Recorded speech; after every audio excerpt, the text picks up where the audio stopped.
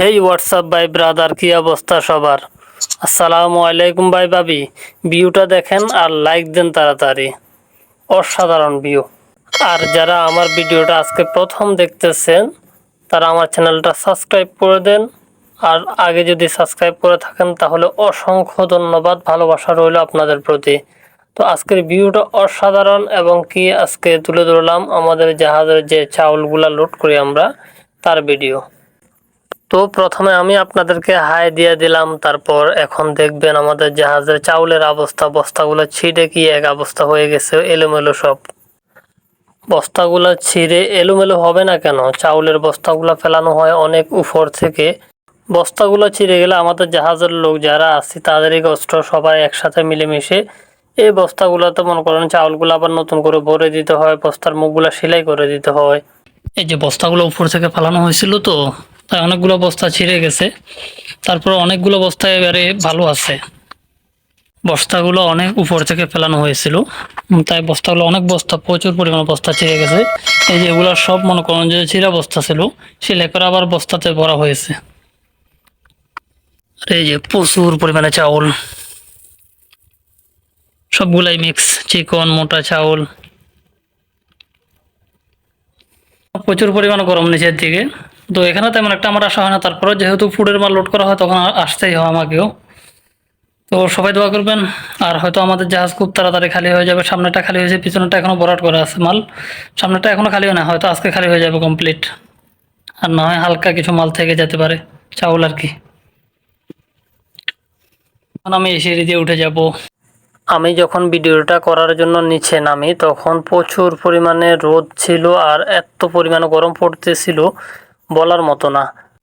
তারপরও এই গরমের মধ্যে লেবাররা কাজ করতেছে, কিছুই করার নাই। রে ভাই, কোন জায়গাতে আইলাম?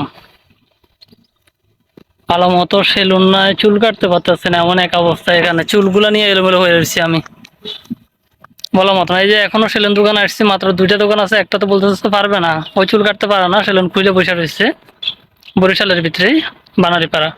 তো আরেকটাতে সিরিয়াল আছে, প্রায় এখন বাজে হচ্ছে আপনার 12টা 4 মিনিট। ওইখানে 1 থেকে 1.5 ঘন্টা সময় লাগবে বলতেছে যে আরো।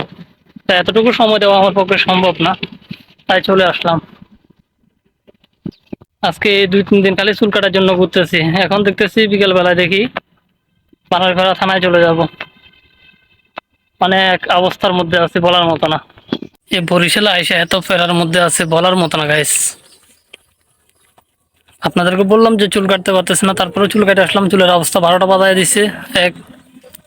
অনেক দূরে যায় চুল কাটা লাগছে, তাও আবার এখন আবার ওইখানে যাওয়া লাগবে। আমার চার্জার নষ্ট হয়ে গেছে ফোনের, মানে দুপুরে 2টা বাজায় আসছি মানে আমি চুল কাটে, তারপর এখন আবার চার্জার লাগে যাইতে হচ্ছে। মানে এখানে আইসা মনে করেন এক পাড়ার মধ্যে, বাজার হচ্ছে অনেক দূরে, কাছে কিনারে থাকলে তাও সমস্যা ছিল না আমার। তো এখন তো বাজারে যাওয়া লাগতেছে অবশেষে, তো বাজারেও যাইতেছি আর একটু হেঁটে হেঁটে যাইতেছি, কারণ সামনে একটা জায়গা আছে, জায়গাটা আমার কাছে ভালো লাগছে। তো আপনাদেরকেও ভাবলাম যে একটু দেখাই। আর এটা মনে করেন 1.5 থেকে 2 বছর আগে হয়েছে। আমরা আগে যখন আসছিলাম তখন দেখতেছিলাম কাজ চলতেছে, এখন অবশ্যই কাজ শেষ হয়ে গেছে। তো একটু অপেক্ষা করুন, আমি ওখানে যাইতেছি। আমি আন্তরিকভাবে দুঃখিত, কারণ এখানে রাস্তা যেহেতু ভিডিওটা করা হয়েছে, আউট নয়েজ প্রচুর পরিমাণ। তো আপনাদেরকে যে জায়গাটা দেখাবো বলছিলাম অবশ্যই ওই জায়গাতে চলে আসছি। আর এখানে প্রচুর পরিমাণে গাড়ির শব্দ, তবে জায়গাটা আমার কাছে অস্থির লাগে, অনেক ভালো লাগতেছে, অনেক সুন্দর লাগতেছে। এই কারণে ভাবলাম যে আপনাদেরকে একটু দেখাই। এটা হচ্ছে যে বানারীপাড়াতে, বরিশাল বানারীপাড়া।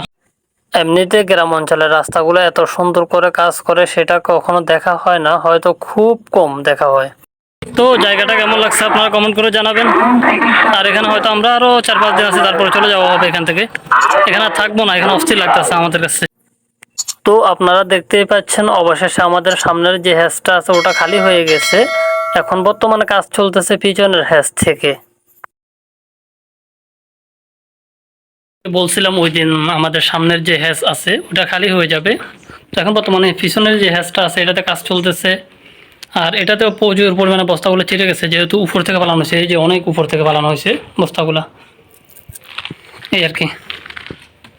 এই যে প্রচুর পরিমাণে চাউল, বস্তাগুলো ছিঁড়ার কারণে এগুলো এই যে সবগুলো বস্তা ভরা হয়েছে, ভরাট করা হয়েছে। এই যে এদিকেও আছে, আর অনেকগুলো লেবার নিয়ে গেছে গাড়িতে করে। আর আমাদের জাহাজটা আজকে খালি হয়ে যেত, গতকালকে লেবার আসে নাই, তাই জাহাজটা খালি হয় না। তো ইনশাল্লাহ আগামীকালকে খালি হয়ে যাবে। তারপর আমরা বরিশাল থেকে বিদায় নেব ইনশাল্লাহ, হয়তো সিরাজগঞ্জ যেতে পারি বা মোংলার দিকে যেতে পারি। তো সবাই দোয়া করবেন। আসসালামু আলাইকুম, সবাইকে জুম্মা মুবারক। বরিশালে আমাদের এটা দ্বিতীয় জুমা পড়া হইতেছে। তো হয়তো জাহাজ যদি কালকে খালি হয়ে যায়, কালকে খালি হয়ে যাবে এটা কনফার্ম, যদি ঠিক মতো লেবার আসে, লেবার কাজ করে। তো আমাদের কালকে রাত্রে ছেড়ে চলে যেতে পারি এখান থেকে, আর না হয় পরশুদিন সকালে। আর বরিশালে এটাই লাস্ট ভিডিও, আর এটাই ভিডিও শেষ।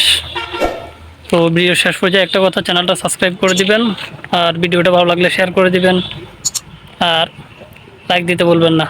তো ভালো থাকবেন, সুস্থ থাকবেন। আসসালামু আলাইকুম।